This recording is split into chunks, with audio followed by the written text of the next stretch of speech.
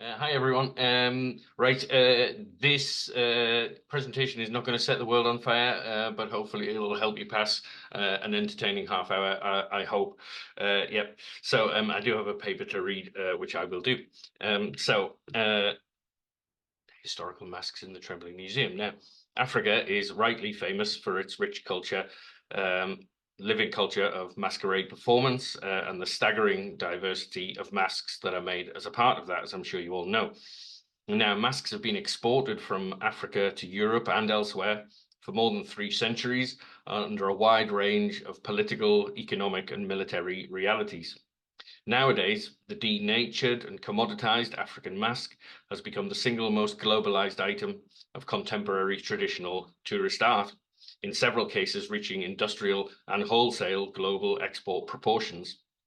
Alongside this, traditional art forms of mask production and performance have carried along in Africa throughout all of these transformations and challenges.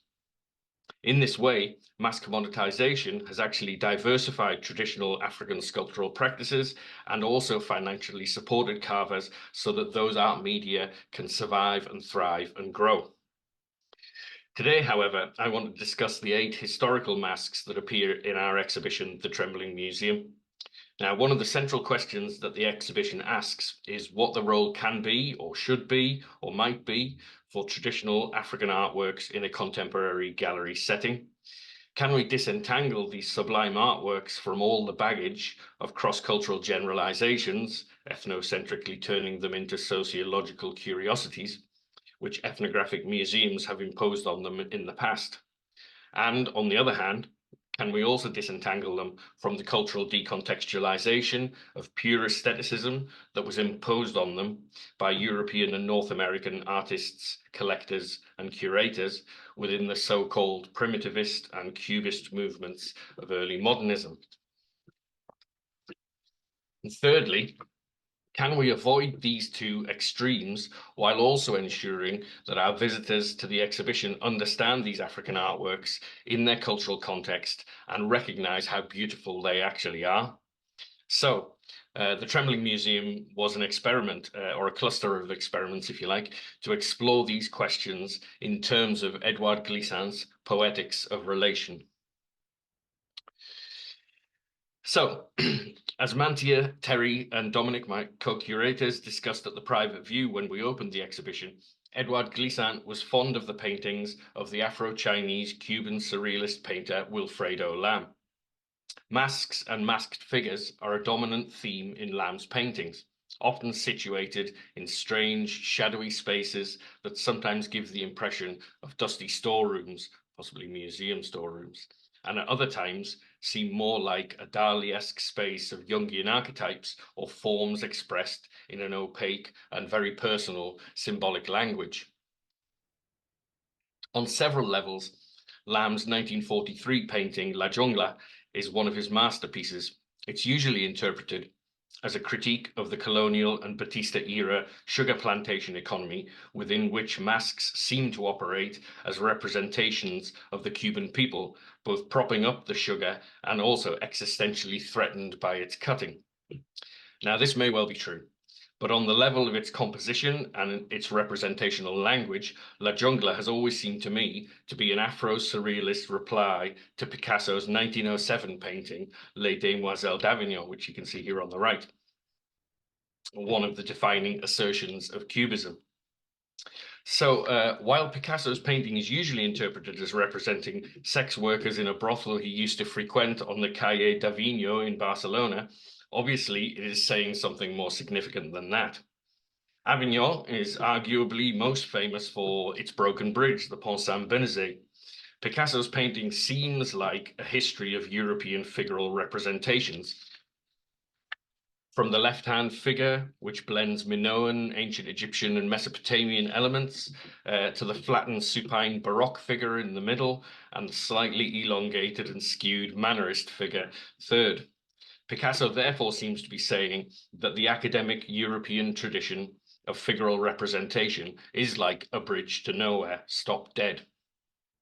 From the right, piercing some kind of veil or curtain, enters this masked figure, so seemingly representing Africa in some way, with the pyramids for breasts, and set against a dark brown background that probably seems to represent the Sahara. Is this supposed to be some kind of reconfigured Sekhmet kind of figure? So for Picasso, the painting seems to work like an equation, if you like, across the central shredded sky that divides the two parts of the painting, of which he gives the answer in the bottom right, seated cubist figure with multiplanar representational conventions and eyes of two different colors, blue and white, as you can see. So Wilfredo Lam's painting, La Jungla, compositionally is a horizontal reflection of this. The four central figures are all masked, and bottom left there is a small figure with one blue eye and one white, just like in Picasso's painting, although profoundly different solution to the equation. So the jungle seems to correct several misapprehensions of African art in Picasso's painting and those of his European contemporaries. If a mask looks like an animal, it's probably a representation of an animal. Masks blend and connect us with our environment. They transcend the social and they make it spiritually powerful. They are archetypal and diverse. The gendered female human form conveys and instantiates fertility and matriarchal authority in African systems of representation. And for Lam, the solution to the equation with one blue eye and one white is something that looks a lot like an Ibeji twin figure from Yoruba art, traditional and looking out of the painting to a new space, or perhaps a meaningful reconnection with the old. So, many things about the jungle are intentionally resistant to comprehension and opaque. And this quality of opacity is very important in Glissant's philosophical orientation. In chapter 15 of The Poetics of Relation, The Black Beach, Glissant discusses Diamond Beach near his house in Martinique. This beach has the special quality of changing color from black to white and back again with the seasons. While this acts as a metaphor for the Creole positionality at the heart of Glissant's philosophy, the beach really does change colour, and Glissant saw this as a reflection of the beach's trembling in cyclical relation with the volcano Mont Pelée that played a very influential role on our curation. So Glissant tells a story about meeting another man walking up and down the beach and not understanding what that man's doing or why. Glissant discusses sharing a moment of non-verbal connection with this man, in which he attempted to discover these answers, and the man politely declined to explain or be explained. Glissant interprets this as the exercise of our universal human right to be opaque to others, to not be reducible to a single explanation or a fixed meaning. And this is very powerful, and it's one of a set of feelings or moods that we wanted to try to bring to the exhibition. We can relate without monological explanations or the obligation to exist in the same ontological world within a universal framework of thought. Artworks, like people, can remain opaque to us in part or in whole, and our relationality with them still be profound and affecting. So the challenge for us was how to do that for a collection of primarily traditional artworks. All of the masks selected are examples of traditional art forms in their own cultural terms, although that means very different things for each of them. They vary widely in age. Some were old in the 19th century, others were new in the 1980s. Each is a unique artwork made for a unique set of circumstances to achieve a different purpose in a different cultural context. Aesthetically, perceptually, and symbolically, each one of these masks also operates upon you differently when you experience it. Masks are among the most psychologically and spiritually powerful of art forms and immensely ancient. They can be found in the traditional arts of every continent, except Antarctica, and the Paleolithic rock art of both Africa and Europe. We've been performing masquerade for at least 20,000 years, and quite probably 2 or 3 times that. In most cases, masks are best thought of as social technologies that unify the qualities of costume and sculpture: wearable, assumable, performable representation and instantiation of personhood. Far more basic, of course, is the fact that the mask has a body and, most importantly, a face. When art looks back at you, suddenly you're in an interpersonal relationship. You're in someone else's presence, and another intelligence is there looking right back at you. The shock of facial recognition, for which we are biologically hardwired, and the artistic play with perceptual rules for human face representing that goes on through it, is the most fundamental channel of emotional connection that you experience when you come face to face with a mask. Now, making some obvious general statements that I'm subsequently going to dismantle to some extent. Usually, a mask needs to do two things to work. First, it should be wearable, and in being worn, it should conceal the wearer's identity. Second, it should represent the identity of another cultural person or provide a material vehicle for their supernatural personhood to temporarily inhabit. And I say temporarily, of course, because this profound transformation of identity and personhood that the masquerade dancer undertakes must be temporary by its very nature. Whether physically considered as performance or psychologically considered as a spiritual bridge, it's an exhausting process for the dancer. So it occurs through the framework of performance: music, dance, song, oration, ceremony, and festival. Within the liminal world of the performance, bounded in time and space, all kinds of transformations and transcendental experiences can occur. Because masks are usually made to be costume, they participate in all of the immense artistic complexities and cultural richness of dressways more generally. In other words, their materials and fabrication methods, their form, their color and style are all as diverse as possible, symbolically rich, historically growing, and aesthetically defined. Now, aesthetically defined does not mean that they are always beautiful. Most of them are absolutely, like this area Gungan Erin, carved in southern Nigeria in a Yoruba style from the 1980s. Such masks are meant to be beautiful representations of deceased ancestors and have qualities of portraiture about them. But other masks are visually intended to be primarily intimidating or surreal or ugly or even funny. As wearable technologies of projectable personhood, as they do that, masks have an amazing capacity to embody and perform extreme archetypal qualities that work to elicit our most basic emotional responses: surprise, confusion, affection, hilarity, the beauty response, harmony, or conversely, physical intimidation, repulsion, or bold aggression. Sadly, like many other masks in museum collections, most of the masks in the Trembling Museum can only be understood now as living in some strange kind of afterlife. Every one of the wearable masks has been separated from its costume component, whether a full set of concealing robes, or an antelope skin hide, or a raffia mane. They are dismantled and partial, whether for reasons of deterioration or easier transportation, or their aestheticizing transformation into flat wall art. That dismantling has usually been the fate of African masks exported to Europe. In some cases, we can trace their cultural biographies through their materiality and see the likely reason that they've been sold to foreign buyers. This mask was new in the 1980s and is still less than 50 years old.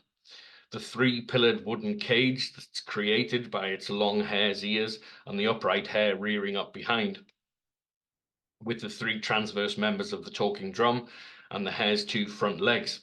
That was all carved in one trunk of green hardwood along with the face. After it was finished and in use, the trunk seasoned and warped and broke apart, the smaller hare's front legs. Now, a broken sculpture is a broken sculpture and not suitable for any activity involving veneration of the ancestors. So often in this situation, the best solution to recoup some of the outlay for a replacement from a carver is for the owner to sell the broken one to a dealer. The other principal annual masquerade of Yoruba culture is Gelede. This second mask is an Ere Gelede Ogede. In general, Gelede venerates female ancestors and older women, and like a Gungan, draws on their power and authority to punish social transgressors and to re-establish community harmony. Once the central performative acts of matriarchal veneration and manifestation are completed, the second day of the Gelede festival is more relaxed, and Ogede masks like this one are performed for entertainment or satire. This example represents a female cross-river gorilla, which is sacred to the Earth Mother Odua and imbued with morality and righteous strength. Now, the third Yoruba mask in the show is this beautiful late 20th century pendant or hip mask in copper alloy. This was produced to be worn on the hip during ceremonies of the Obanifon cult, which venerates the deified medieval Yoruba king Obalufon II of Ile-Ife. Ile-Ife was the ancient royal capital of Yoruba civilization. Obalufon is venerated as the inventor and patron of bronze working by Yoruba smiths, and bronze has been the preferred medium for Yoruba and Edo royal portraits for more than 500 years, as I'm sure you know. And it was important to me to emphasize, firstly, that the instantiating power of masks goes far beyond concealing a performer's face. And secondly, that West African bronze work is a rich living art, not only something from the 17th and 18th centuries to be found only in European museums. Something you'll notice strongly through the exhibition is the fact that, like Freemasonry here in Western Europe, secret initiation societies are popular throughout West Africa for men and women alike. These organizations are major motivators for mask production. This disassembled mask is an Ekpe mask from the Ekpe Society, also known as the Leopard Society. It comes from the Cross River State in southeastern Nigeria and is carved in the Ekoi cultural style. The Ekpe Society is a men's initiation organization based around hunting and is popular in Ekoi, Efik, and many other communities throughout West and Central Africa. Speaking more broadly in terms of art, Ekpe societies are also associated with these Nkpa standards or lodge emblems, which are certainly among the most remarkable of all African artworks. When complete and consecrated, which in this case would mean an antelope skin costume and 4 spiral horns, Ekpe crest masks like this manifest high-ranking deceased leaders of the secret society.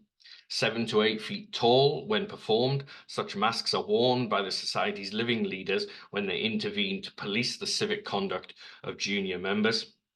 Like several of the works in the show, we can therefore see that this mask has been ceremonially dismantled, spiritually decommissioned, if you like, so that it could be sold as a marketable sculpture. Moving further south into Central Africa, another mask associated with the men's secret initiation society is this Lega Nkulu mask from the Bwami Religious Secret Society in the Democratic Republic of the Congo. I said each mask represents a different cultural interpretation and purpose, and Bwami masks are some of the most interesting. They're never worn, but displayed at group meetings to symbolize their owner's rank within the society. Bwami has been called a secular faith because it has no gods or spiritual beings, no worship or prayer.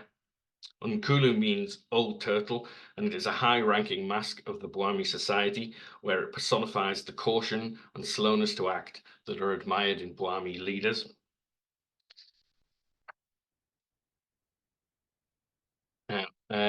Returning to West Africa, the remaining 3 masks in the exhibition originated in Sierra Leone. 2 of them come from the Sunday Society, which is a women's secret initiation society founded in several West African countries, and the only women's society to perform masquerade. The Sunday Society undertakes the social and moral education and the initiation by ordeal of girls by older women. What you're looking at here are 2 different cultural styles of the same helmet mask representing the same kind of being. At various points in the initiation process, a Soeisia, or local leader of the Sunday Society, performs this mask, manifesting the ruling Ngafa, or senior ancestral spirit of the Sunday Society. On the left, you're looking at a Sowe, or Ndoli Joe, some people call them, mask, carved by a Mende artist during the 19th century. Soe masks like this, very common in European collections of African art, express Mende conventions of feminine beauty in a highly abstracted and standardized form. Much less common is this Zogba or Zoba mask, still an embodiment of the ruling senior spirit of the local Sunday society. This sculpture was carved by a Vai artist in the style of southern province of Sierra Leone. And this is one of our most recent additions to the African art collection and was donated by Dr. William Hart last year. Produced for the same ceremonial purposes, these two masks give us some sense, at least, of how varied sculptural style can be in two closely related West African traditions. Now, this mask on the right is a mask with a very complex history. As you can see from this before conservation photograph, when the donor brought it in, he'd acquired it in Pujehun, the city of Pujehun, and it had these black molded bitumen-like inserts in the eye holes and under the chin, showing that the mask had been abandoned by the Sunday Society and subsequently transformed into another kind of mask, a Gonde mask. Gonde masks are used in association with Sunday masks around the peripheries of their performance and satirize their grace and gravity. This mask also has many additions, such as brass furniture tacks and the large white cross painted right across the face. These enhancements can be viewed as either empowering the mask while it was a true Sunday mask or deconsecrating it in the subsequent Gonde phase of its biography. The donor was very keen to return this artwork to its original state, and so a significant conservation intervention was undertaken to remove these black plastic inserts. What you see in the exhibition, therefore, is the Zogba close to its original contextual appearance. Now, the final mask that I want to talk about today in the exhibition is the 20th century Gongoli mask that you can see here, carved again in the Mende style. So when Gongoli is performed, he serves much the same purpose as the Gonde masks, satire, clowning, and comedy, and he is one of the most beloved characters of Mende masquerade. Serious Mende masqueraders, such as the Soeisia leaders of the Sunday Society, are impeccably dressed, concealed, graceful, and intent on spiritual business. Gongoli can burst into the performance at any moment, embodying the opposite of these values. A bald, pot-bellied, and jug-eared old man, his teeth full of food, he staggers drunkenly through an acrobatic performance, clumsily revealing his face and his secret identity to everyone. So, we should recognize that while traditional African masks can manifest deceased ancestors and leaders in a ritual context of the highest sanctity, they can also serve purely as dramatic entertainment, as symbolic personifications of moral and intellectual qualities, and even as a medium of satire to limit and socially encompass the gravity of other masks. So I started off by saying that in theory, masks need to do two things to work. They should conceal the performer's identity and personhood when worn and instantiate another personhood through performance. But there are masks in the exhibition which are never worn and conceal nothing, which intentionally reveal the user's identity and which instantiate moral archetypes or animal persons rather than human ancestors or our gods.